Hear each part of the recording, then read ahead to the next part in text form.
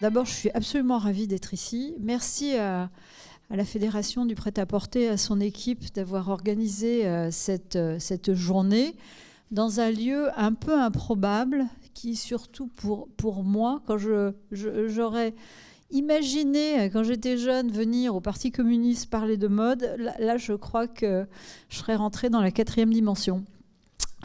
Alors tout d'abord, la mode, ce qui est très frappant par rapport à ce qu'a dit en introduction Pierre-François, c'est un vrai pilier économique.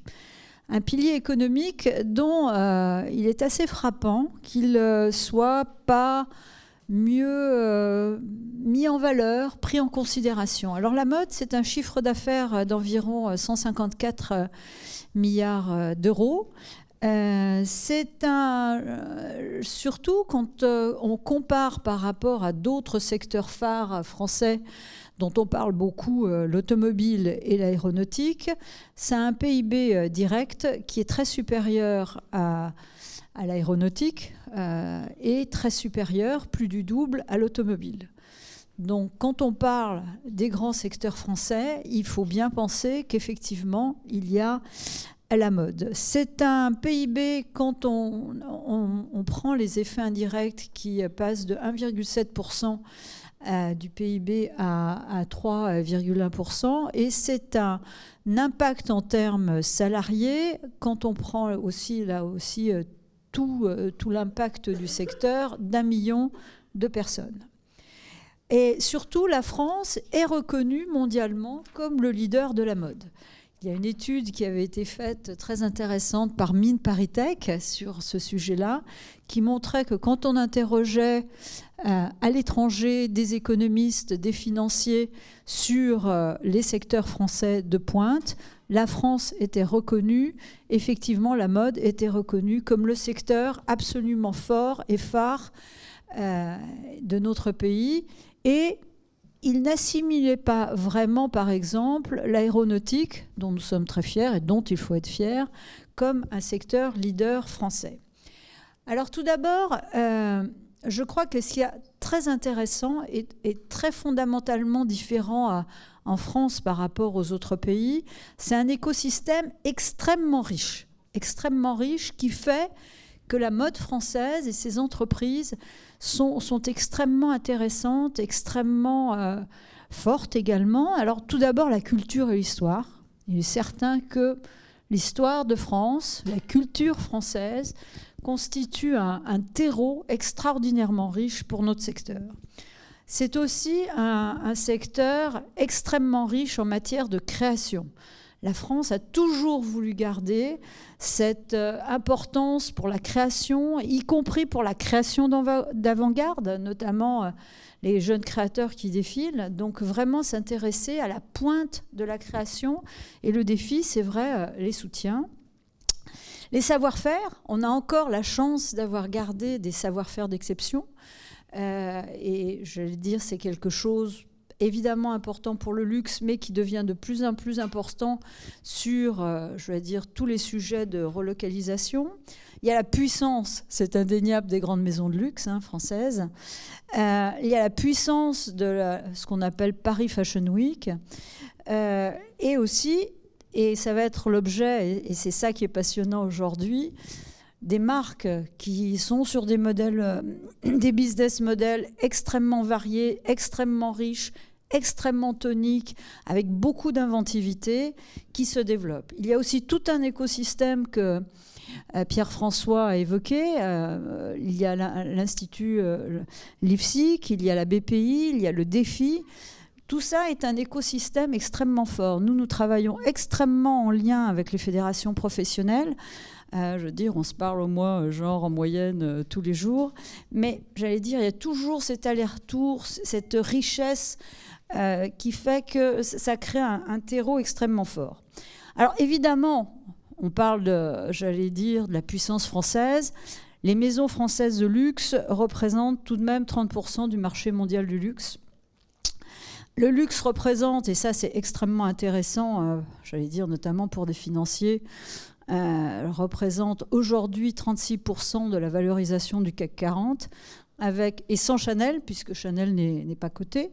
avec une capitalisation de 830 milliards d'euros et sont dans les 3 tops du CAC 40. LVMH est le leader européen de la capitalisation.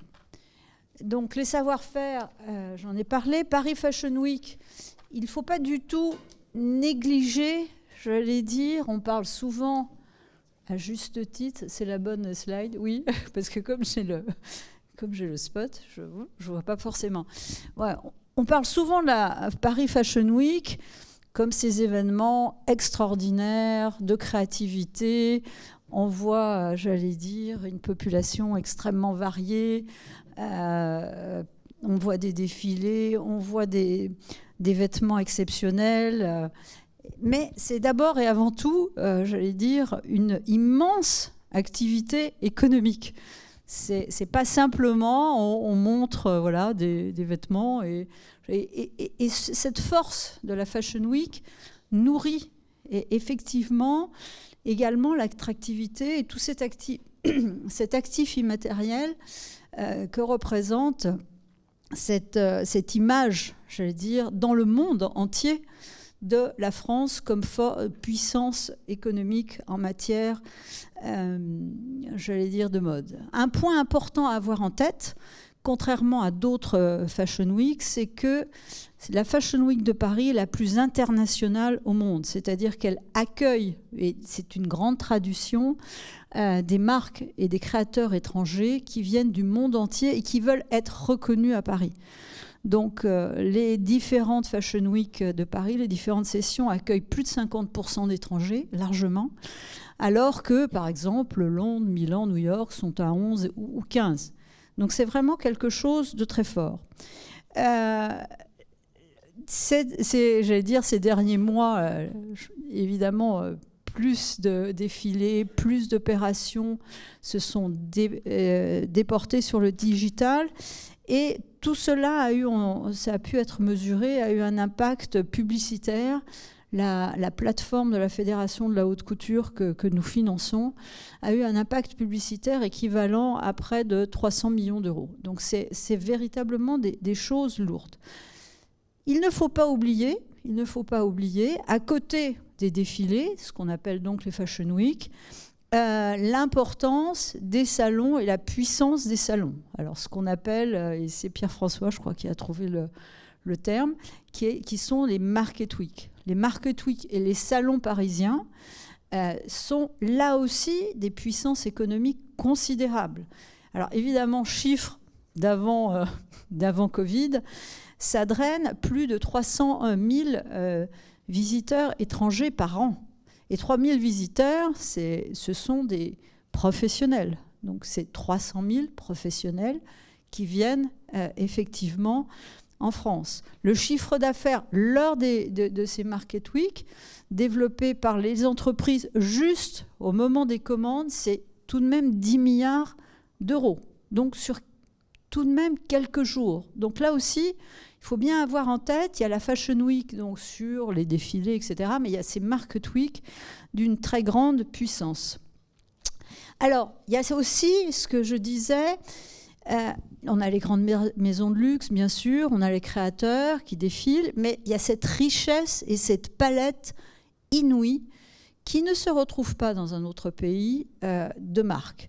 Ce sont, alors, on peut en citer quelques-unes, vous allez en avoir, j'allais dire, vous allez en avoir des témoignages pour certains. Il y a des marques qui se développent formidablement à l'international, que ce soit les SMCP, que ce soit Bache, qui sont tout de même des grands blockbusters français hein, et qui représentent cette mode et cette façon de mode un peu décontractée française. Il y a des modèles qui se sont développés sur des modèles plus locaux et là, le grand représentant, c'est quand même Thomas Hurier, 2083, je vais dire, avec ses jeans made in France. Mais pas le seul. Hein. Vous aurez, je vais dire, Patine qui va témoigner aujourd'hui. Vous avez sur le do-it-yourself beaucoup plus Make My Lemonade, donc déjà, hein, vous voyez, entre les grandes maisons de luxe, les bâches, des modèles plus locaux, et puis il y a des marques qui se développent sur des modèles plus particuliers, très inventifs. Il y a une inventivité, une richesse qui est extrêmement forte. Quand vous pensez à un Jacquemus, qui est un formidable succès, quand vous pensez à quelqu'un de plus discret, mais comme Officine Générale, qui est là aussi un très grand succès, vous avez une espèce de palette extrêmement puissante. Quand vous pensez à Aigle, la façon dont il se repense, là aussi, c'est extrêmement intéressant. C'est-à-dire que cette marque qui vise la durabilité et qui, en même temps, intègre la création. Quand vous pensez à un très grand groupe comme Fashion Cube, avec les grandes enseignes du Nord qui pensent, je veux dire, à relocaliser, quand vous avez un Lénaire Cordier qui repense là aussi à relocaliser tout en ayant sa propre marque, tout en fournissant, j'allais dire, un peu en marque blanche des créations, vous avez une espèce de richesse et de palette qui est absolument fabuleuse et qui est vraiment, je le crois très sincèrement, unique au monde. Alors, les chiffres, est-ce que c'est le bon? C'est le 1 ? Oui. Les chiffres, alors, un peu globaux. Alors, dans le monde aussi, il faut tout de même rappeler que la seule filière habillement, vêtements, représente un marché de plus de 1200 milliards de dollars. Donc ça commence à être très significatif. L'habillement est le second secteur dans le monde en termes de biens de consommation, derrière tout ce qui est agroalimentaire, et de très très loin devant le troisième. Donc c'est j'allais dire, un marché économique absolument considérable. C'est un marché profondément internationalisé. Je crois qu'il n'y a pas d'autre secteur qui soit plus internationalisé que la mode. C'est potentiellement, j'allais dire, en tous les cas, l'habillement, un marché de consommateurs de plus de 7 milliards de personnes. Ensuite, si on parle que du luxe, sur ces 1200 milliards, je veux dire, le luxe représente plus de 100 milliards, donc ce qui est tout de même important. Et si on prend les grandes maisons dans toutes leurs dimensions, donc y compris, j'allais dire, hors vêtements, les parfums, etc., les plus grandes maisons représentent un chiffre d'affaires de 83 milliards. Donc là aussi, j'allais dire, quelque chose de très fort et quelque chose qui montre aussi que ça draine, j'allais dire, ça entraîne toute, j'allais dire, une chaîne de sous-traitance. Alors, évidemment, oui, c'est bon. 2020 a été quand même un choc, hein, et dans le monde entier, il y a eu une baisse d'environ 19% du chiffre d'affaires. Aujourd'hui, la Chine représente plus de 30% de l'économie mondiale en matière d'habillement. Alors, ce qui est très intéressant, c'est que entre les marchés, j'allais dire, asiatiques, européens et Amérique du Nord, enfin États-Unis, c'est que tous ont subi une baisse et que le marché américain est redevenu en 2021 le leader mondial. Une problématique aujourd'hui des matières premières, de hausse des matières premières, de hausse aussi du transport, une inflation dont il n'est pas certain que cette inflation soit durable. C'est-à-dire quand on regarde le prix du coton qui effectivement a explosé, il revient à des prix de 2011, et une montée du sourcing plus local qui est à la fois due au risque, on le verra tout à l'heure, au risque effectivement pour les entreprises de rupture d'approvisionnement dont on parle beaucoup, mais également dans une autre vision de mieux gérer leur opération et diminuer quelque chose qui est très important, les invendus. Là, les perspectives économiques. Donc, ce dont on peut s'attendre, c'est une hausse des prix effectivement en 2022. Et on a plus de 67% des marques qui pensent effectivement que les prix vont augmenter, dont 13% des marques qui pensent que les prix vont augmenter de près de 15%.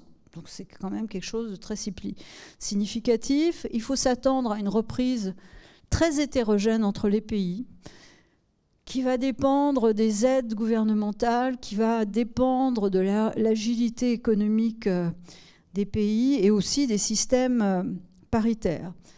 En prévision, ce qu'indique Business of Fashion dans son rapport 2022 qui vient de sortir, il est prévu que l'Asie et les États-Unis, l'Amérique du Nord reviennent à leur niveau 2019, alors que l'Europe resterait encore un peu en retard. Selon les dernières prévisions de l'IFM, le scénario le plus probable pour la France serait un retour au niveau 2019 dès l'an prochain.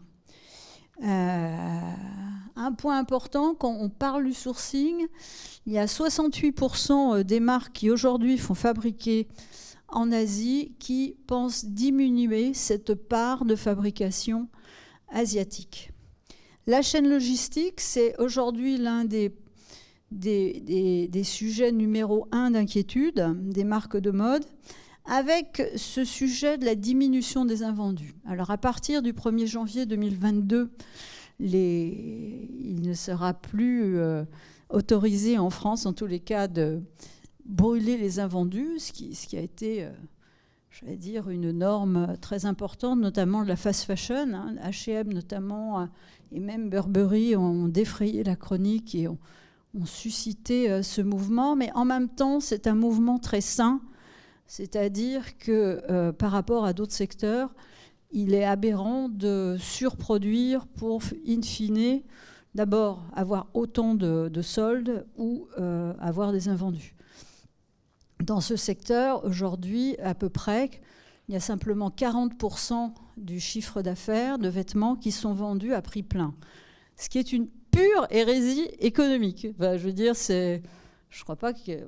Et on sent bien depuis 1 an et demi, à peu près, les entreprises qui commencent à faire très attention à cela, à changer leur modèle économique, à transformer les choses pour diminuer, mais absolument radicalement, cette, je vais dire, énorme part des invendus. Alors, quelques points pour finir sur des grandes tendances. Les grandes tendances, oui. Alors, évidemment, le digital. Ça, évidemment, je crois que, je veux dire, aujourd'hui, le digital arrive partout, et pas simplement le e-commerce, même si, je veux dire, à la faveur de la crise du Covid, la part du chiffre d'affaires sur Internet des marques françaises est passée dans l'ensemble de 7% à 17% de leur chiffre d'affaires. Mais il n'y a pas que ça. C'est-à-dire que le digital nourrit de nouveaux modèles économiques, les rend possibles, ouvre des champs. Et c'est extrêmement intéressant, notamment, j'allais dire, pour des financiers, de s'intéresser comment ces nouveaux modèles prennent corps pour une chaîne logistique plus efficace, parce que soudain, on s'est rendu compte que la chaîne logistique, d'abord, est beaucoup trop longue, qu'il faut la réduire, qu'il faut avoir des interfaces beaucoup plus efficaces entre les différents maillons de la chaîne et avoir une capacité de réaction et d'agilité beaucoup plus forte. Le digital est aussi au cœur de l'expérience client. Donc, évidemment, c'est grâce à l'analyse des datas qu'on peut personnaliser cette expérience client. Il y a à envisager, et je veux dire, une part importante de dirigeants sur 5 de marques significatives et assises qui envisagent de mettre en place des passeports digitaux sur les vêtements. Donc, à la fois pour lutter contre la contrefaçon, mais suivre aussi le vêtement un peu tout au long de sa vie, y compris pour les reventes, et y compris pour finalement avoir un lien qui se maintient avec ses clients. Donc ça, c'est quelque chose qu'on va voir émerger. Le social shopping qui a explosé durant le premier confinement en Chine et qui maintenant se développe extrêmement fortement, avec un marché qui est estimé aux USA dès 2023 à 25 milliards de dollars, donc ça commence à être des chiffres significatifs. Et puis pour la Chine qui se développe très rapidement, alors c'est le téléachat renouvelé, mais c'est avec plus d'expérience, mais qui se transforme, qui va représenter très vite 20% de l'ensemble du e-commerce chinois. La cybersécurité, ce sont des questions qui maintenant prennent de l'ampleur. On a vu qu'il y a des marques qui ont été durement attaquées par des hackers. Et donc la cybersécurité aussi, l'activité cybersécurité pour la mode va se développer. Et les fameux métavers. Alors les métavers, depuis que Facebook a changé son nom en Meta, on commence à en parler un peu plus. Il est certain qu'aux côtés de la mode physique qui demeurera, je veux dire ça, on ne va pas s'habiller simplement en numérique, il va y avoir une émergence de mode digital. Donc on voit déjà un certain nombre de marques qui se développent là-dessus. Le point de départ a été véritablement les plateformes de gaming avec l'achat de skins et donc par exemple sur Roblox, qui est une plateforme que j'ai découverte, qui est une plateforme de jeux pour ados, il y a 1 joueur sur 5 qui achète des skins tous les jours pour habiller leurs avatars. Donc, évidemment, c'est un marché extraordinaire. Roblox, pendant le premier confinement, a créé un concert interactif, virtuel interactif, puisque les métavers sont des espaces digitaux interactifs où on pourra se balader, on pourra échanger avec les gens, on pourra vendre des objets, alors en réel ou en digital. Ils ont fait un concert qui a recueilli 33 millions de personnes.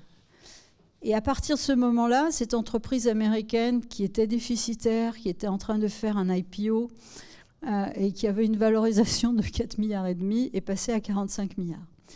Donc le marché du gaming au global, c'est 160 milliards, avec 3 milliards au moins de joueurs. Et donc évidemment, il va y avoir une espèce de frontière qui en fait est en train de s'affaiblir entre le physique et le digital, avec un champ énorme qui s'ouvre sur de nouvelles expériences, de nouvelles choses qui pourront se passer en digital avec des rebonds en physique et vice-versa. Donc c'est véritablement quelque chose à suivre.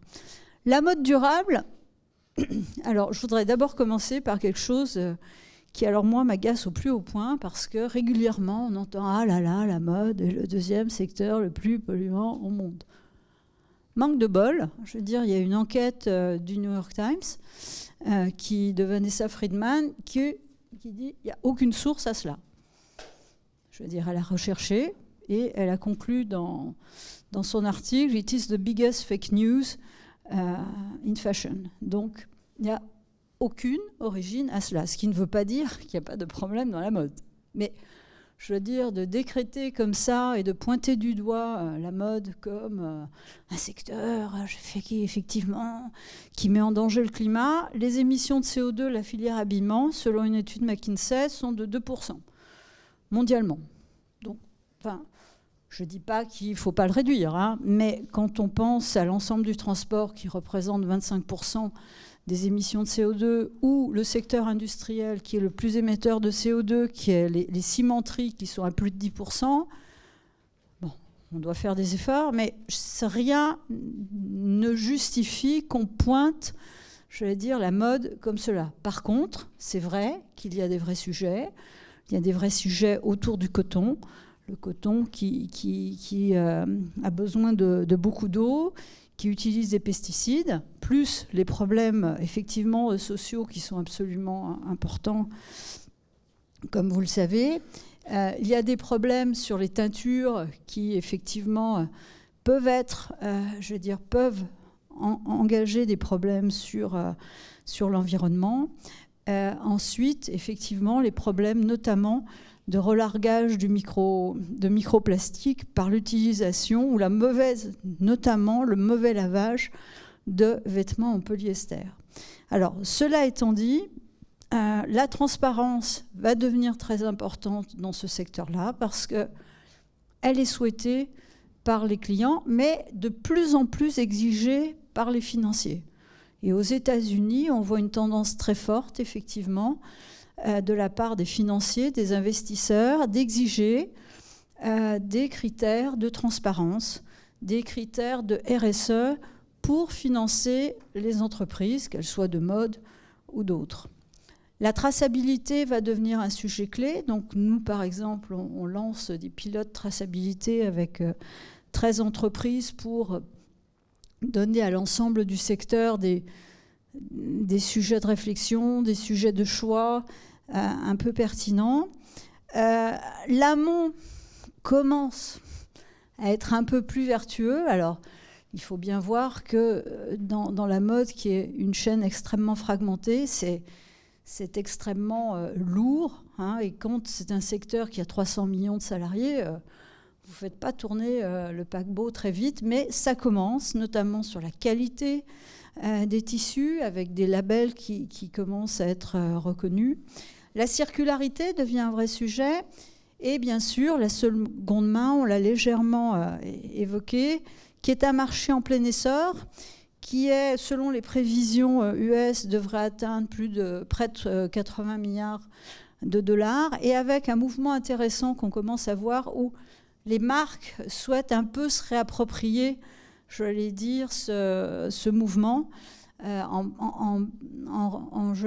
offrant à leurs clients la possibilité de retourner les vêtements qu'ils ne souhaitent plus, les revendre, ce qui permet à la fois de les fidéliser, à la fois d'ouvrir aussi le chiffre d'affaires sur les nouveaux produits. C'est-à-dire qu'un client qui ramène un vêtement ou quelqu'un qui rachète un vêtement vintage, il aura tendance à acheter aussi un nouveau vêtement, et une sorte de fidélisation avec un mouvement très vertueux.